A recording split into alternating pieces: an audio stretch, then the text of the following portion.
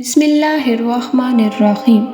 شروع اللہ کے بابرکت نام سے جو بڑا مہربان اور نہایت رحم کرنے والا ہے۔ غزوہ بدر، اسلامی افواج کی تاریخ ساز فتح۔ غزوہ بدر تاریخ اسلام کا وہ پہلا معرکہ ہے جب اسلام اور کفر، حق اور باطل کی پہلی براہ راست ٹکر ہوئی۔ اس معرکے کے دوران مسلمان بہت کم جبکہ کفار بہت زیادہ بلکہ بہت زیادہ تھے۔ غزوہ بدر تاریخ اسلام کا وہ معرکہ ہے جو اسلام اور کفر، حق اور باطل کی براہ راست ٹکر ہوئی تھی، اور مسلمان بہت کم تھے لیکن کفار کی تعداد بہت زیادہ تھی۔ وسائل اور اسلحے کا بھی کوئی موازنہ نہ تھا۔ مسلمان اسلحے کے اعتبار سے بہت کمزور جبکہ کفار اسلحے سے لیس تھے۔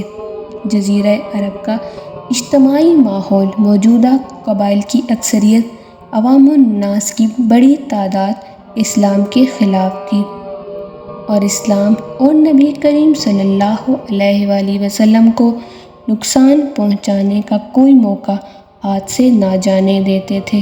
قریش مکہ غرور کے ساتھ مسلمانوں سے 3 گنا بڑی طاقت لے کر مسلمانوں کو کچلنے کے خیال سے حملہ آور ہونے جا رہے تھے، لیکن اس معرکہ حق اور باطل میں کفر کو ایسی ہزیمت کا سامنا کیا جس نے ان کی کمر توڑ دی، ان کی طاقت ختم کر دی، ان کا غرور خاک میں مل گیا، اور مسلمانوں کے سامنے آنے کی کوئی جرأت نہ ہوئی۔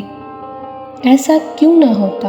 اللہ کریم نے ان کی خبر سورۃ آل عمران کی آیت نمبر 123 میں بیان کی ہے، جس میں ارشاد ہوا، بے شک مدد فرمائی تھی تمہارے اللہ تعالیٰ نے اس میدان میں، حالانکہ تم بہت کمزور تھے۔ بس ڈرتے رہا کرو اللہ تعالیٰ سے تاکہ تم اس کا شکر ادا کر سکو۔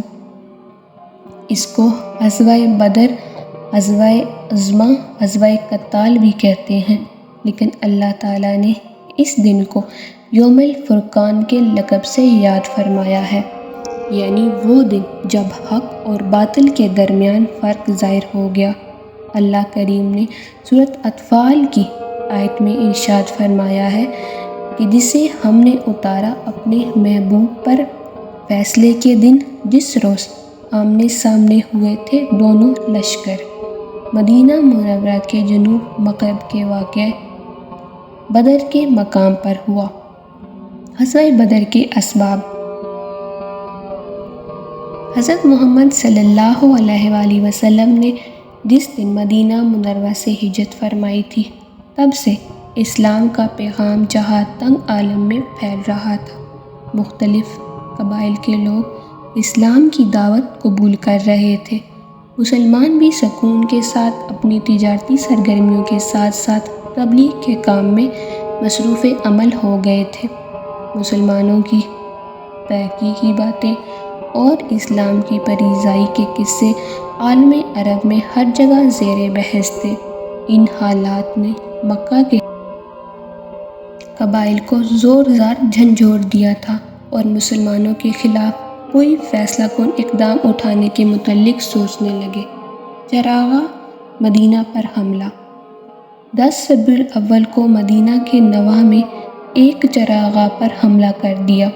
مسلمانوں پر اپنی طاقت کی دھاک بٹھانے کے لیے اس چراغاں کے کئی درخت کاٹ دیے، چرواہے کو قتل کر دیا، اور جتنی بھیڑ بکریاں ہانک کر لے جا سکتے تھے لے گئے۔ حضور کریم صلی اللہ علیہ وآلہ وسلم کو اس کی خبر ملی تو آپ نے صحابہ کی ایک جماعت کے ہمراہ ان کا تعاقب کیا اور وادی صفنان تک ان کے پیچھے گئے، تاہم وہ بھاگنے نکلنے میں کامیاب ہو گئے۔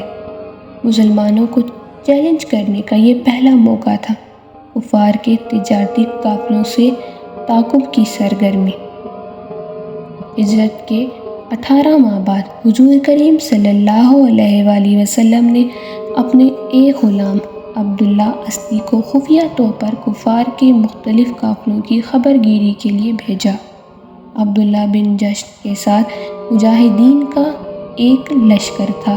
اتفاق سے انہیں تاجروں کا قافلہ مل گیا، لیکن چونکہ رجب حرمت والا مہینہ تھا اس لیے براہ راست حملہ نہ کر سکے۔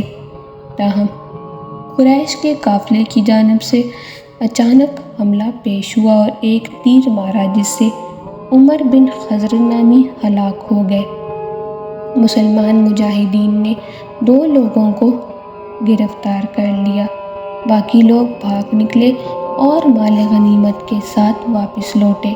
حضور کریم صلی اللہ علیہ وآلہ وسلم نے اس حرکت پر ان سے ناراضگی کا اظہار فرمایا اور اس ماہ میں جنگ کیوں کی؟ تاہم بعد میں قرآنی آیات نازل ہوئیں اور قیدیوں سے فدیہ لے کر رہا کر دیا گیا۔ غزوہ بدر کی فوری وجہ: ابو سفیان، جو اسلام دشمن کا کوئی موقع ہاتھ سے نہ جانے دیتا تھا، جو ایک تجارتی قافلہ لے کر شام کی طرف روانہ ہوا۔ یہ ایسا تجارتی قافلہ تھا جس میں مکہ کے ہر گھر میں اپنی استطاعت کے مطابق سرمایہ کاری کی ہوئی تھی۔ آقا دو عالم صلی اللہ علیہ وآلہ وسلم ان کی روانگی کی اطلاع پا کر نکلے، لیکن رسول اللہ صلی اللہ علیہ وآلہ وسلم کے پہنچنے سے پہلے وہ قافلہ نکلنے میں کامیاب ہو گیا۔ اب اسی وقت واپس ہو رہا تھا کہ ابو سفیان نے مسلمانوں کو خیر کی توقع نہ تھی۔ آپ کو معلوم تھا کہ اگر آپ کو موقع ملا تو وہ ضرور مسلمانوں کو نقصان پہنچائے گا۔ چنانچہ اللہ کے نبی نے گھر بیٹھ کر اس کے حملے کا انتظار کی بجائے خود پیش ہو کر اس تجارتی قافلے پر حملے کا فیصلہ کیا۔ ہجرت کے 19 ماہ بعد 12 رمضان المبارک بروز ہفتہ 313 یا 315 جانصاروں کو لے کر مدینہ سے روانہ ہوئے۔ ابو سفیان کو اپنے جاسوس کے ذریعے مسلمانوں کی سرگرمی کی اطلاع مل گئی۔ اس نے ایک شخص اقیہ چاندی بطور معاوضہ دے کر مکہ مکرمہ روانہ کیا۔ اس عرب کے دستور کے مطابق ان کی ناک چیر کر کاٹ دی گئی اور کچاوا الٹ دیا گیا اور زور زور سے کہنے لگا کہ اپنے قافلے کو بچاؤ۔ اس پر محمد اور اس کے ساتھیوں نے چڑھائی کر دیا تھا۔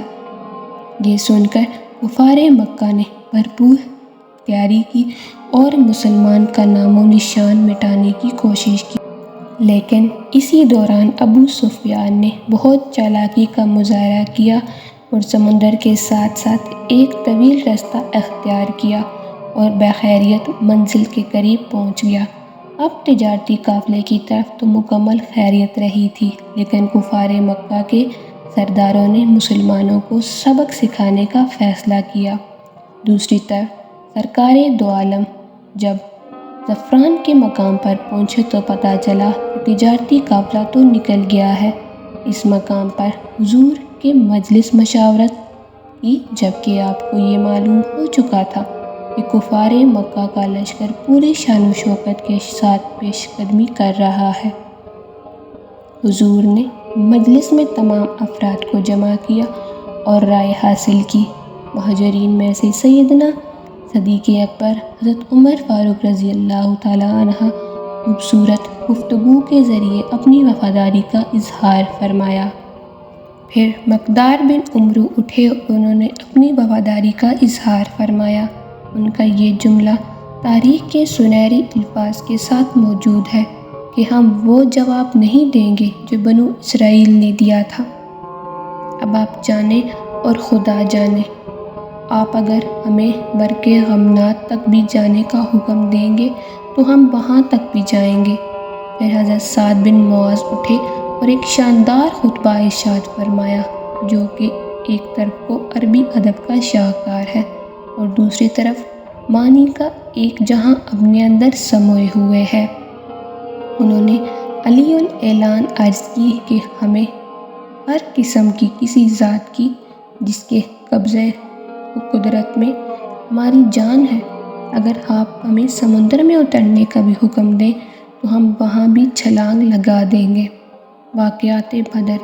مشاورت کے بعد 313 مجاہدین، 70 اونٹوں، 8 گھوڑوں پر مشتمل قافلہ روانہ ہوا۔ راستے میں کم عمر بچوں کو واپس بھیج دیا گیا، لیکن کچھ معصوم صحابہ کرام جو کہ شہادت سے شاکار ہو کر لشکر کے ساتھ ساتھ چلتے رہے۔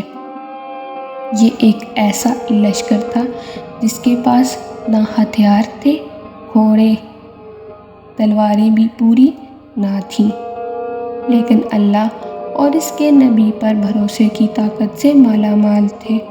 یوں اللہ تعالیٰ کی حمد و ثنا کرتا ہوا یہ قافلہ میدان جنگ بدر میں پہنچ گیا۔ اللہ کریم کو اس گروہ کی یہ نقل و حرکت اتنی محبوب تھی کہ جہاں جہاں نبی پاک نے اپنا قیامگاہ قائم کیا، اس کا ذکر بھی قرآن میں کیا۔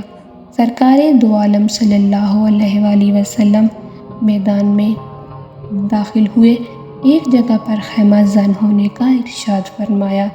حضرت خباب بن مندر نے دریافت کیا کہ کیا یہ قیام اللہ کے حکم کے ساتھ ہے یا جنگی چال ہے؟ تو آقا دو عالم نے فرمایا کہ یہ جنگی چال ہے۔ تو آپ نے اس جگہ کو تبدیل کرنے کا مشورہ دیا اور اس جگہ پر عمل کیا اور خیمے کو دوسری جگہ پر لگا دیا۔